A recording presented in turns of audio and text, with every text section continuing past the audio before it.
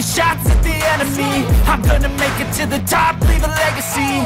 If I got something to say, you better let me speak. Turn it up a new degree, bitch, you ain't seen anything. I pop off with the new rock, electronic, blow the sonic roof up. I'm too honest when I take a few shots. They're too toxic, need to take the new song.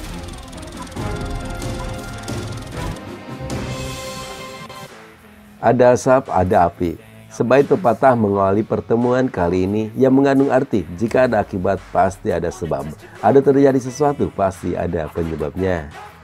Saya Paul menyapa sahabat semua. Semoga sahabat sehat selalu dan jangan sakit ya. Kali ini akan mengurai alur cerita film dari sequel The Queen of Kung Fu bagian ketiga. Oke sahabat, kita mulai ceritanya. Film dimulai memperlihatkan Asi yang ingin pensiun dari dunia perkungfuan diganggu oleh para pendekar yang ingin merebut sabuk jawara nomor 1 yang disandangnya.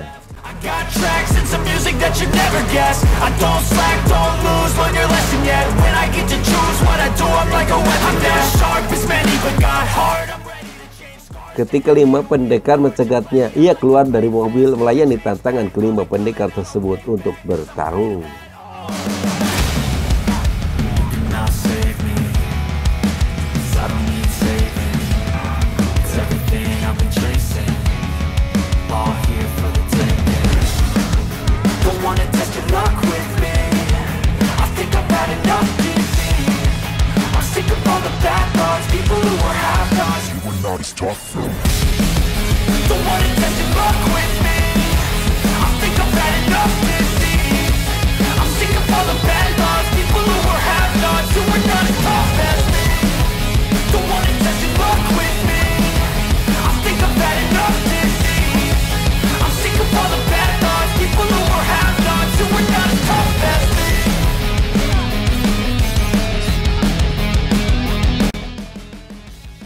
Setelah mengalahkan ke-5 pendekar, Asi menemui gurunya bernama Zuo yang sedang merayakan ultah yang ke-99 dilayani oleh Zuo Yu, murid kesayangannya.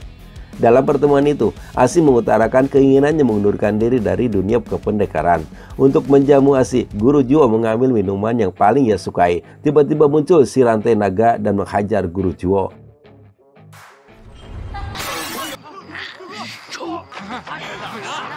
Asi pun langsung pasang badan untuk menangkap si rantai naga dengan menggunakan jurus mabuk yang diakhiri dengan pukulan 7 maut.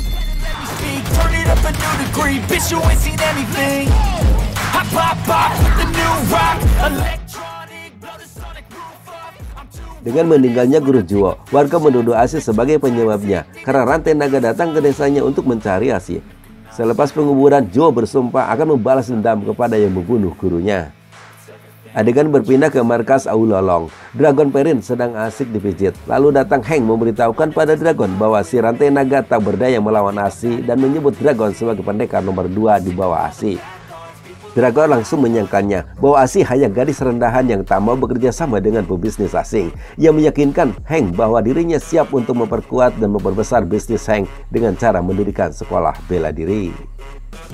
Kita kembali ke Asi dan Zuo Yu yang sedang mencari Dragon. Namun tiba-tiba mereka ditangkap polisi. Ketika di mobil, polisi menjelaskan bahwa Aulolong telah membunuh guru Zuo. Pembunuhan itu terjadi gara-gara Asi menghadiri ultahnya guru Zuo dan menyebut Asi sebagai pecundang di dunia persilatan dan wajib dihukum karena telah merusak leluhurnya sendiri.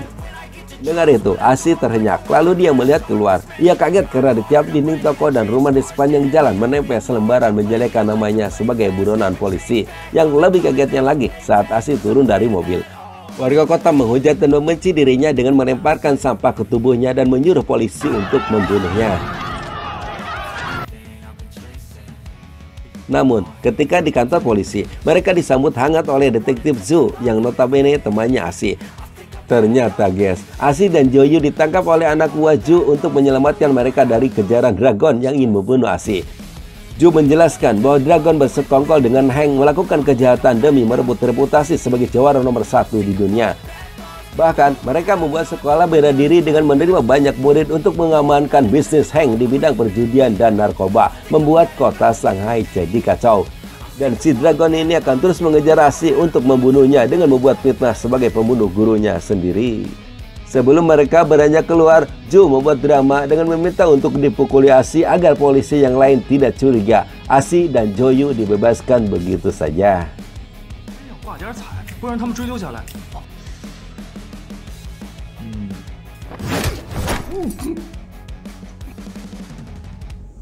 Adegan kembali ke markas Aula Long. Di sana, Dragon memproklamirkan diri sebagai pesilat nomor 1 di dunia. Namun, pengakuan Dragon disanggah oleh si alis putih karena sampai saat ini Dragon belum bisa mengalahkan Asi.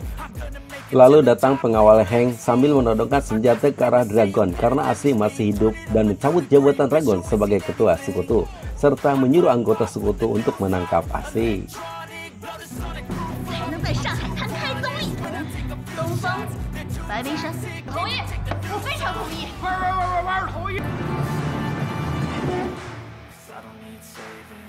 Asi dan Joyu mendatangi markas Aula Long. Mereka dihadang 4 pendekar wanita penenun.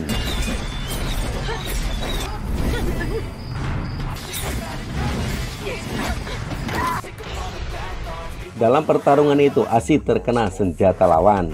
Ketika Asi mau beranjak, ia melihat tahanan yang di tubuhnya dililiti benang. Rupanya, tahanan itu adalah Zhu.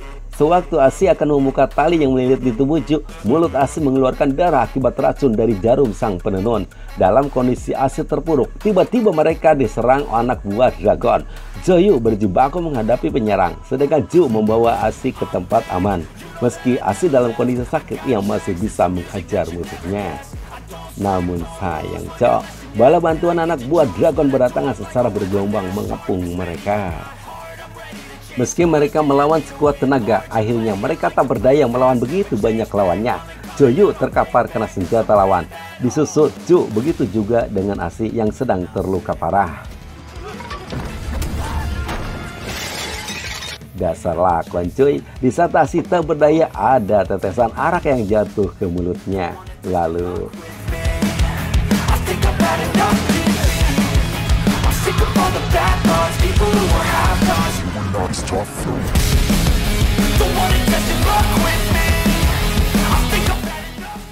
selepas menghabisi lawan-lawannya, Asi membangunkan Joyu untuk diobati di rumahnya. Di sana juga ada Zhu yang telah bugar.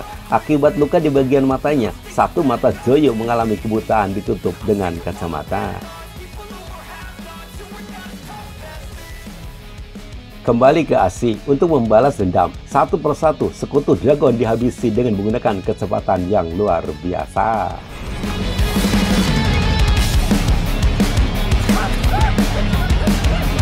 Pada malam harinya, Asi mengukuhkan Joyu sebagai pelatih perguruan Aula Ming sama rata dengan dirinya. Dan seiring dengan waktu, perguruan kungfu Aula Ming perlahan bangkit dan diminati warga untuk belajar bela diri. Murid-murid Aula Ming dilarang berjudi, menyentuh wanita jalang, tidak bersengongkol dengan pedagang asing, dan mengedar atau mengkonsumsi opium. Bila melanggar aturan, akan dihukum mati. Cerita selanjutnya, Asi dan Joyu dibawa Zhu ke kantor detektif Zhou. Di sana, Zhou menawarkan kepada Asi sebagai anak buah nomor 1 Heng dan membersihkan nama Asi sebagai buronan. Ajakan Zhou diperkuat oleh Zhu bahwa kerjasama dengan Heng hanya sementara selama Heng ada di Shanghai sebelum ia kembali ke negaranya. Namun tawaran Zhou dan Zhu ditolak mentah-mentah oleh Asi. Pada tengah malam, Asi mempergoki Joyu menghisap opium yang artinya melanggar peraturan perguruan Aula Ming. Dengan berat hati, Asi menyaksikan Joyu dihukum. Di tengah hukuman, Asi tak tega melihat Joyu. Dia pun pasang badan menghadang pukulan.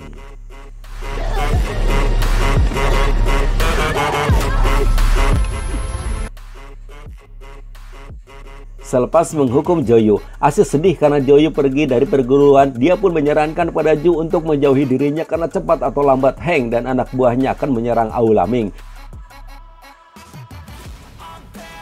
Kita beralih ke Joyu yang menempati markas Aula Long. Lalu ia menjamu Heng dan pengawalnya. Dalam jamuan itu, Heng menjelaskan keluarga Aula Long dan keluarga Zhu adalah perguruan kungfu terhebat di Shanghai dan Joyu dinobatkan sebagai ketuanya. Namun Heng memberi batasan bahwa Joyu tidak memiliki perguruan kungfu seutuhnya, membuat Zhou kecewa.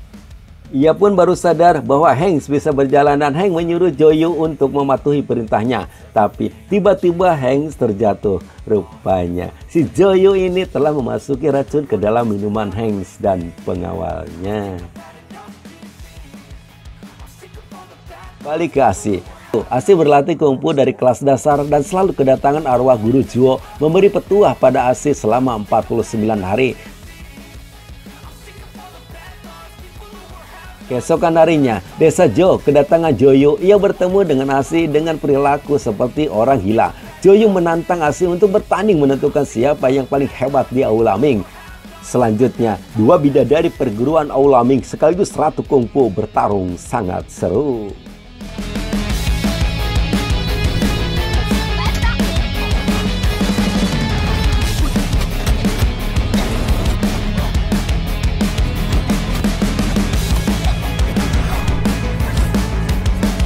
Pertarungan mereka baru berhenti saat kedua pukulan beradu membuat keduanya lemas. Goyu seperti kecewa, sedangkan Asi malah bersiul.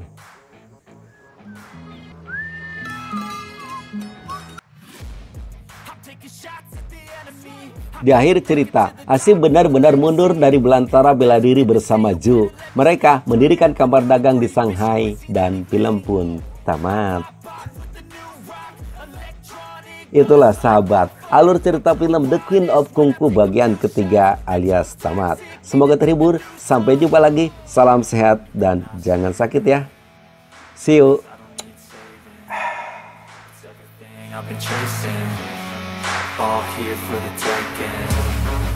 Don't wanna test your luck with me.